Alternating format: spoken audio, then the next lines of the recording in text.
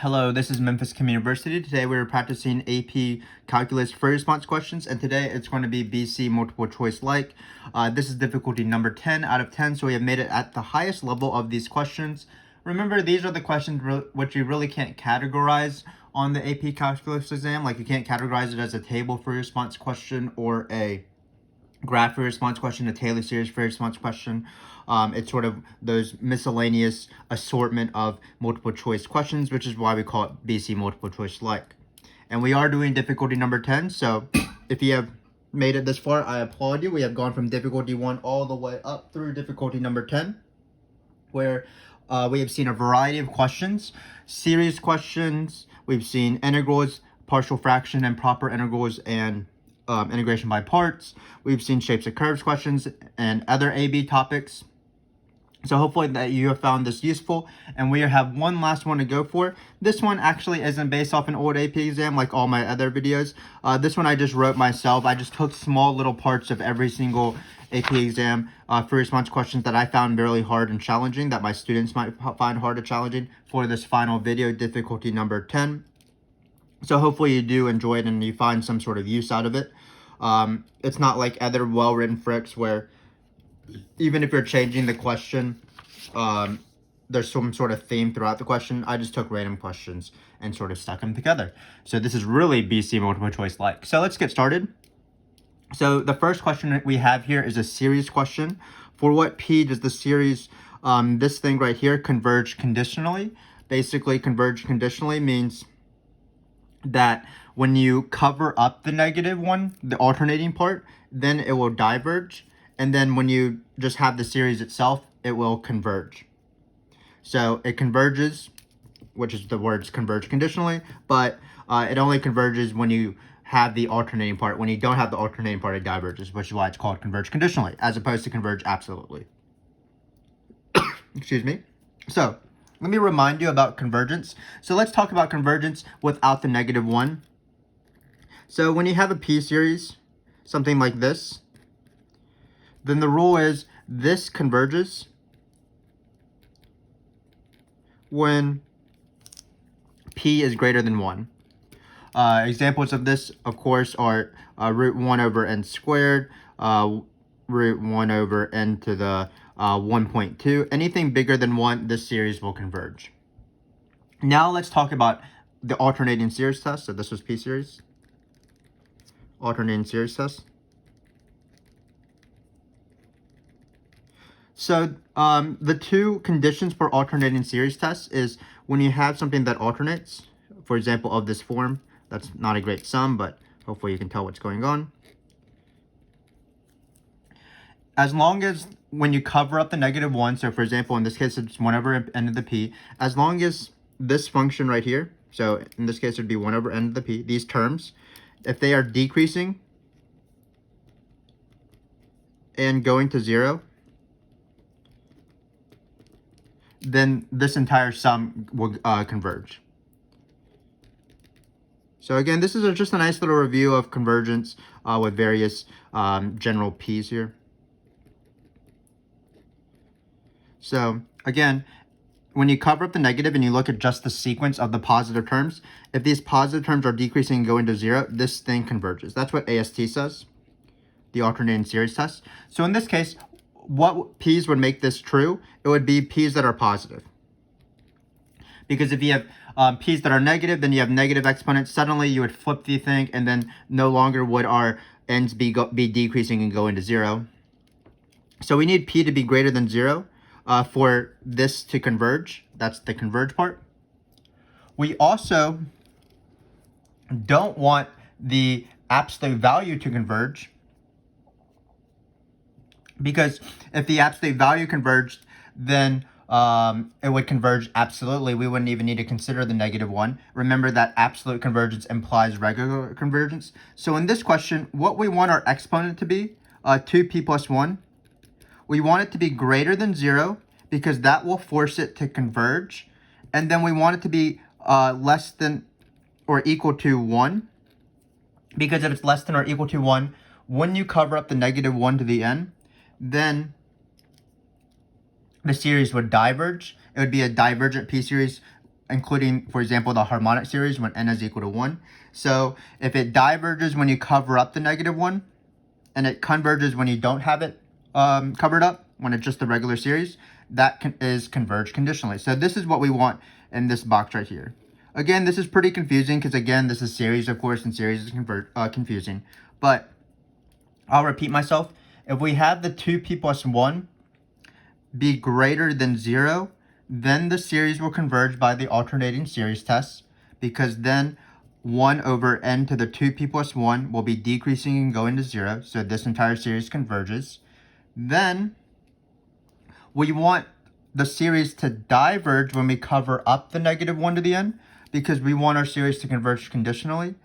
If it converged when we covered up the -1 over n, it would mean that our series would converge absolutely.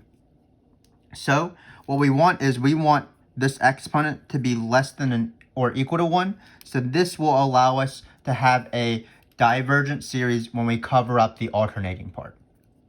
So this is what we want. And once you have this equation, it's pretty easy to find what p should be. We're going to subtract 1 from everything and then divide by 2. So it looks like we're going to have, let's rewrite it so that the alligators are eating it this way. So it's going to be 0, 2p plus 1, and then less than 1. So we're going to subtract 1, so it's going to be -1, 2p,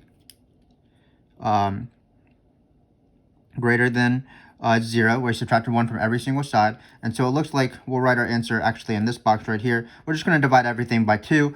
Remember that when you divide by positive numbers, inequalities still hold. So you have -1/2 p is less than or equal to 0.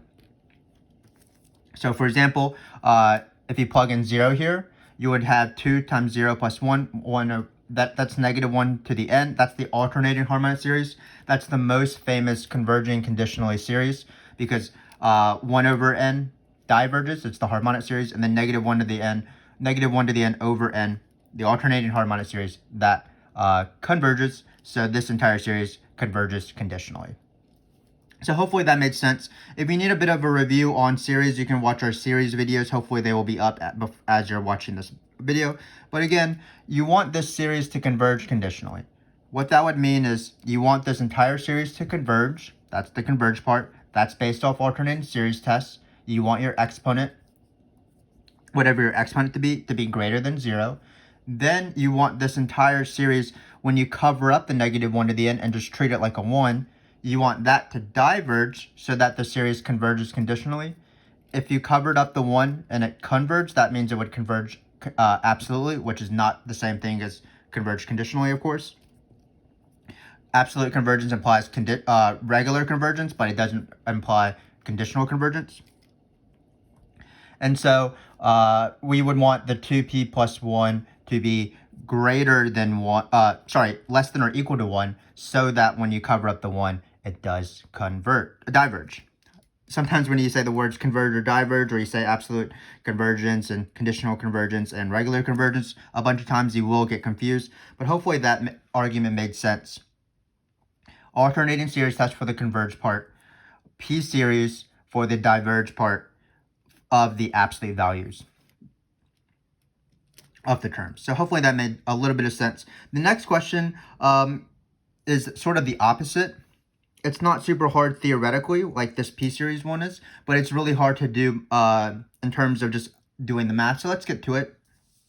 So this is integration by parts, because you have two things that don't really have anything to do with each other. So let's start. If you want to watch our integration by parts video, that's probably the most sort of on point video in this video series that would help you for this video, our integration by parts video. But this is called the add back, as you'll see why. This is a pretty hard integral. Could be in the multiple choice or something, but we'll see. So remember that there is this phrase liate to help us do integration by parts. What you do is, what we're going to do is create this sort of grid thing. We're going to choose a u and choose a dv, and then we're going to change this harder integral into an easier integral using the formula uv minus the integral of v du. So what we do is we choose something for u, choose something for dv, we take the derivative of u and take the integral of v. And this phrase liate helps us determine which variables should we choose for the u and the dv. So how that works? Well, I'm just going to tell you what these stand for. This is log, meaning ln's. I stands for inverse trig. A is algebraic. T is trigonometry. And then E is exponential, like e to the x in this case. So if you are closer to the left side, your good choices for u. We want to take your derivative. And if you're closer to the right side, your good choices for dv because you're easier to integrate. Exponentials are a lot easier to integrate than ln's, for example. Trig is a lot easier to integrate than inverse trig. So in this case, it looks like we have an e to the 3x, and we have a t, cosine of x. So it looks like cosine of x should be our u. So we'll write that and that. And then dv should be our e to the 3x. So I use Liotte to determine which variable to choose, u or dv. Now, once I've set that up, everything is forced for me. I take the derivative here, so that's going to be negative sine of x. I take the integral here. Be careful, it's not just e to the 3x, it's e to the 3x times 1/3, because I'm multiplying by the reciprocal of the derivative. I'm not multiplying by chain rule, I'm really doing a u sub. U is equal to 3x, but this u sub is easy enough where you can just skip it. So instead of multiplying by 3, which is what the chain rule says, when we take the antiderivative, we'll divide by 3 instead. So once we have this grid set up, then you can apply this formula. So it's going to be cosine times this thing right here, u times v. So it's 1/3 cosine x e to the 3x. Then be careful, the formula is minus, but in this case, there's going to be a minus when we do v du. So it's actually going to be plus here. I can take out this 1/3. And then it looks like we're going to have sine of x times e to the 3x. So this is what this integral did. When you take integration by parts, this is an add back, take integration by parts.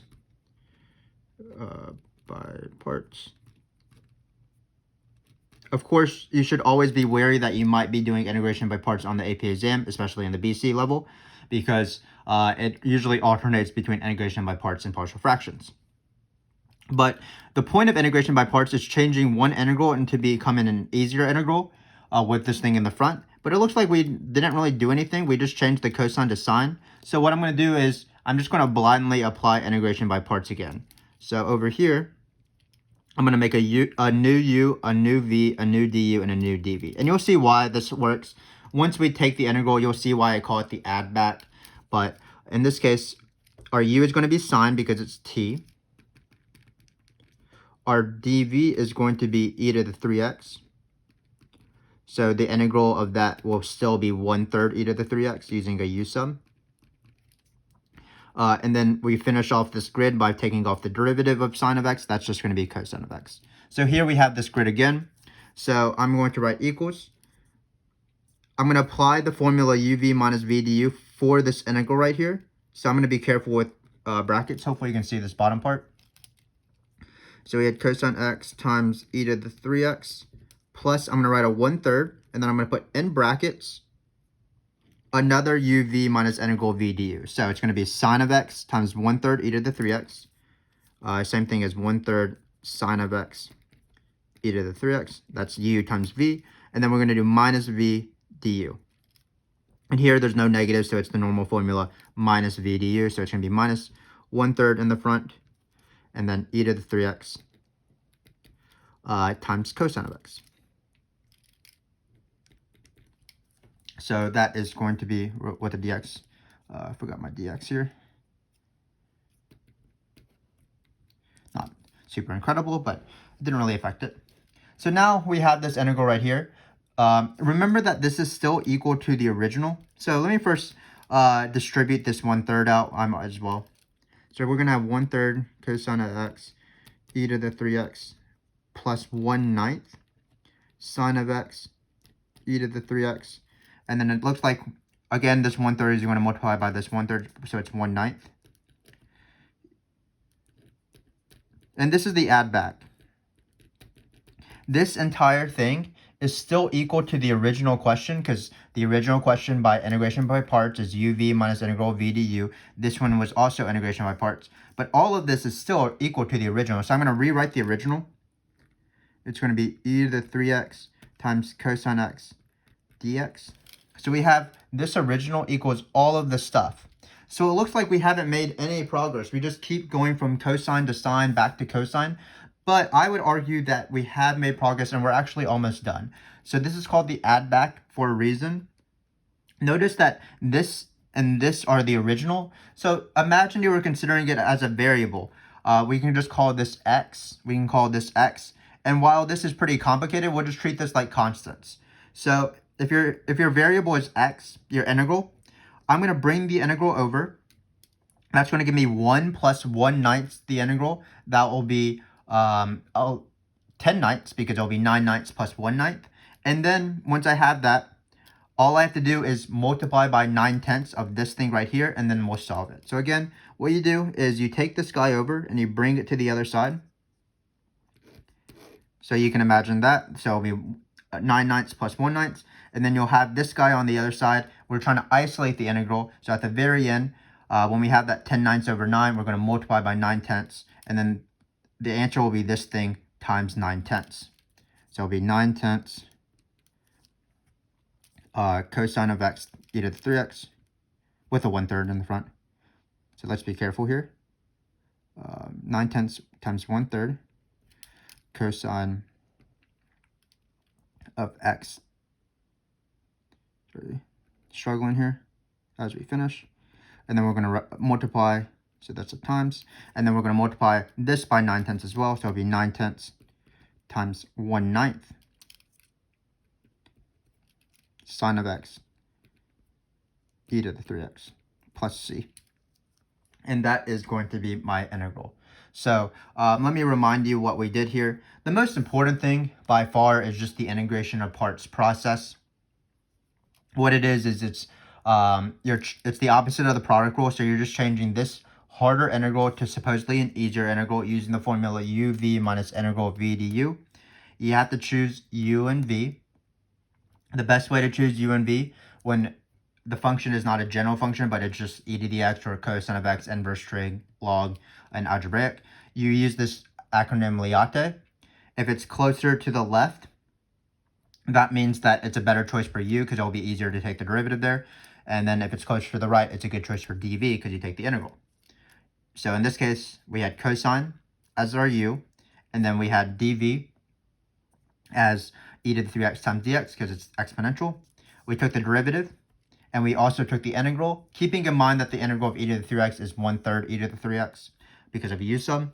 Then once we have this, we can form our formula uv minus integral of v du. So it's uv minus minus in this case, so it became plus v du. At this step, we would have hoped that things had become easier, but it didn't. So we applied integration by parts again. When you have this step, you might be doing a u sub. You might be doing integration by parts. You might just be verifying the antiderivative just by looking at it. So we did integration by parts again. This was the second integration by parts, uv minus integral of v du for this part right here.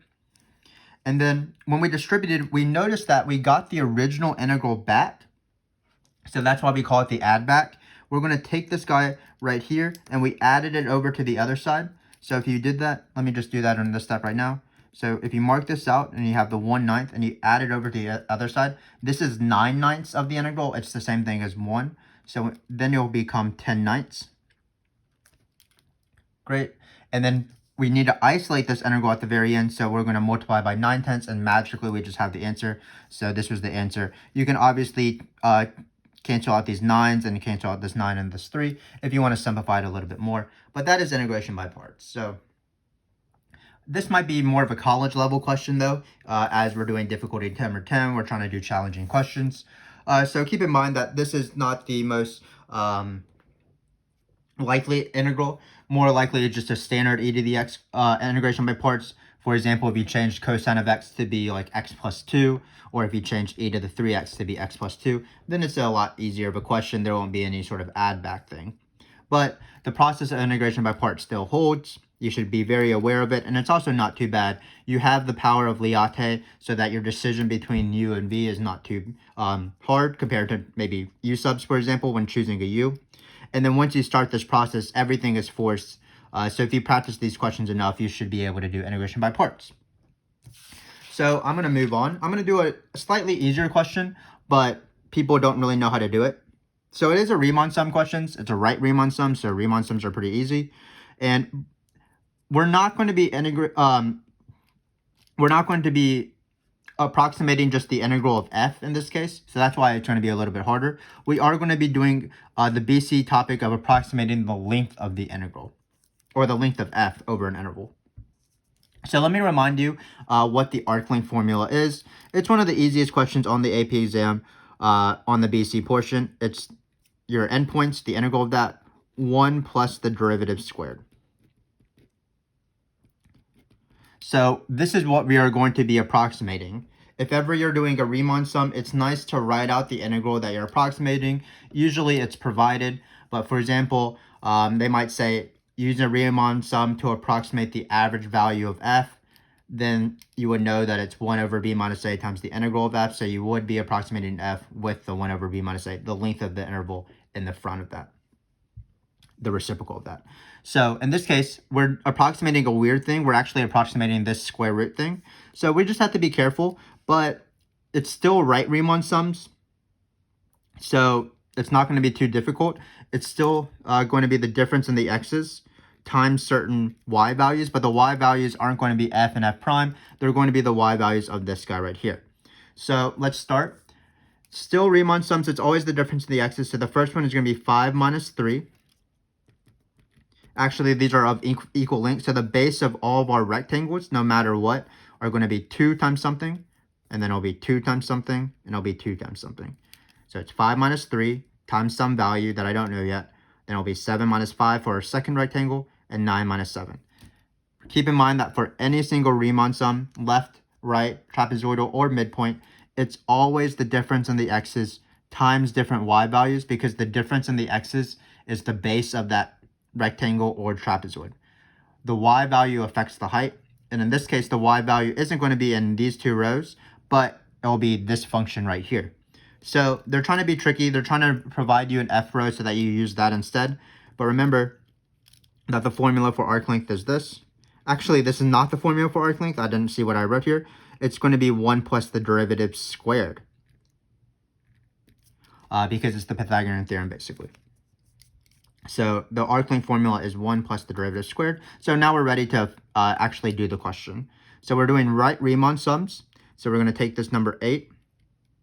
We're going to plug in 8 into this function.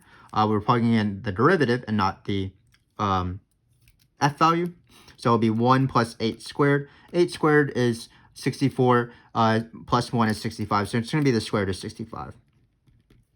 So that is the height of our first rectangle, because we are taking the y value of this function, square root of 1 plus derivative squared, of the right endpoint, which is 5 of the first rectangle. So let's move on to the second rectangle. Well, for the second rectangle, it looks like the right endpoint will be 7. The base, of course, is 2. And then you're going to plug in 7 into this function. F prime of 7 is 0, so it'll be 1 plus 0 squared. So we're just going to get 1. Not too bad. Now we're going to do the last rectangle, this third rectangle. We're going to take the right endpoint, 9. We already have the 2 because we know that it's always the difference in the x's. So when we plug in 9 here, where you get f prime of 9 is going to be 3. We're going to plug that in. 3 squared is 9. 9 plus 1 is 10. So this is going to be the answer. I'm not going to simplify, of course, but it's going to be 2 squared root of 65 plus 2. We can simplify that one. Plus 2 root 10. So this is the answer. Again, this question has been the easiest question of the 3 so far. This series question was really theoretical. Integration by parts, the add back is a pretty involved process. This one is pretty quick. It's still a Riemann sum, so it's not too bad. And you just need to know what you're approximating. In this case, you're approximating arc length. Arc length is the square root of 1 plus the derivative squared. So when you're finding y values, you use this f prime row and you plug it into the function. Now, for this last question, we have a error-bound question, which people don't like, but it's actually not too bad. So we have this series. It is going to be approximated by a polynomial where you cut off the series at a point, where the polynomial's degree is k. And then the question is, what's the smallest value of k so that the approximation is so good that it's within 1 over 1,000. So remember that in this formula, s is the thing you're not going to be able to find because it's an infinite thing. So this is infinite. It's the exact value, but you're not going to be able to find it, which is why you use the approximation, which is this right here. And remember that it's always bounded by the next term over in an alternating series. So I like to write s minus sn is less than bn plus 1. So the partial sum, the nth partial sum, approximates s by this number, and bn plus 1 is the next term over. So it might be useful right now to list out some of the terms. We don't actually have to find it. So when you plug in 1 here, you're going to get 1 plus 1, that's 2. So this will go away. It looks like our first term is going to be 10 over 1. And then it's going to alternate because it's an alternating series. And this is the error bound for an alternating series. And it looks like we're going to be plugging in cubes on the bottom. So it's going to be 10 over 2 cubed, 10 over 3 cubed, 10 over 4 cubed, and so on, with alternating. So again, the decision is, at what x is this x or this x or this x less than 1 over 1,000, and that will be the answer. That will be the, that will be 1 above the answer. So let's do it. Again, what we want is we want to know that where is k plus 1 over 10 smaller than 1 over 1,000? Because this thing right here is always bounded by the next term over. The next term over will be of this form, 10 over k plus 1 cubed. And then keep in mind that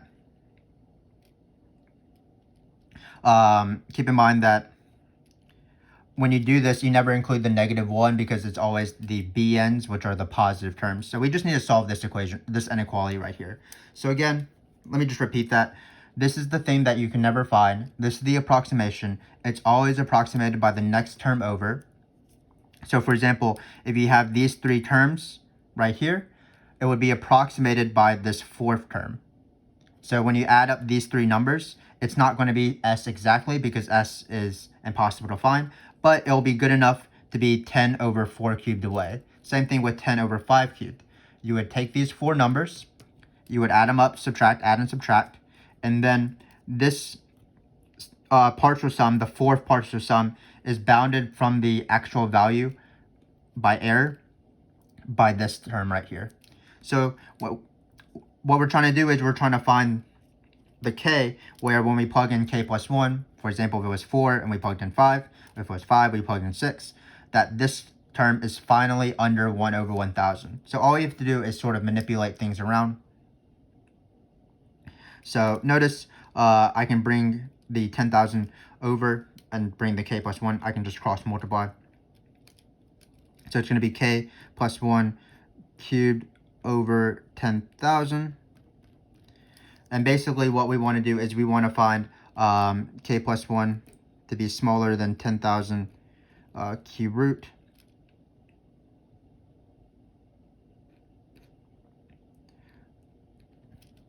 I'm not exactly sure what the cube root of 10,000 is, so the answer is k is equal to 10,000 cube root minus 1. Let's just see what a calculator is. 10,000 isn't the best number in the world. This is non-calculator, so I am cheating a little bit. But it's 21.5. We're going to subtract 1. So the answer is going to be 21. Because we want k to be bigger than that. Not equal. So the answer is 21. A better number would have been if I could just recognize what the cube root was, but I didn't see this. I didn't really foresee this, and I was too lazy to find which cube of a number is bigger than 10,000. But even if we cheated a little bit, the process still holds. So again, what we want to do is we want to find the term, the partial sum, where the next term over is less than 1 over 1,000. So we wanted to know when 10 over n cubed, or 10 over k plus 1 cubed, is less over 1000, because that means pk, the partial sum, will be bounded by s by this error bound. So hopefully that made sense. Let's just review what we did in this question. This question was quite difficult, of course. Didn't explain some things very well, so I apologize for that. But hopefully this was still enlightening and this still was pretty useful for you. So the first thing we had was converge conditionally. In order for a p-series to converge, p needs to be bigger than 1. If p is less than, if p is in between 0 and 1, including 1, then it will diverge. Also, if it's alternating, then p just has to be bigger than 0. So for this series, in order for our series to converge with an alternating and diverge without the alternating when you took the absolute value, we needed our exponent to be in between 0 and 1. So we just solved and we got this. Be careful with less than or equal to and less than. Then we had an integration by parts, which is called the add back. We applied integration by parts, uv minus the integral of v du. And then we solved. We had to do a second integration by parts, and then finally we realized we got back the original, added it to the other side, so we call it the add back the original to the other side of the equation, and then we solve. So the more important thing, though, is just going through the integration by parts process. Then we had this Riemann sum, which approximated the arc length. Arc length was this formula right here. It's the easiest question on the BC exam if you just know it. Keep in mind that it is squared here. And so when we did our Riemann sum, it was always the difference in the x's times different y values. To find those y values, we plugged in the right endpoint of each rectangle into this function right here. And then finally, we had an error bound question, which was kind of tricky. We cheated in the end. Sorry. But always, when you have something like this, this is always bounded by the next term over, the absolute value of the next term over, to be more precise. So we just wanted to find where when you plug in k plus 1, which is the next term over, not into the negative 1, but just 10 over k plus 1 cubed, when is that less than 1 over 1000? We did a little bit of math.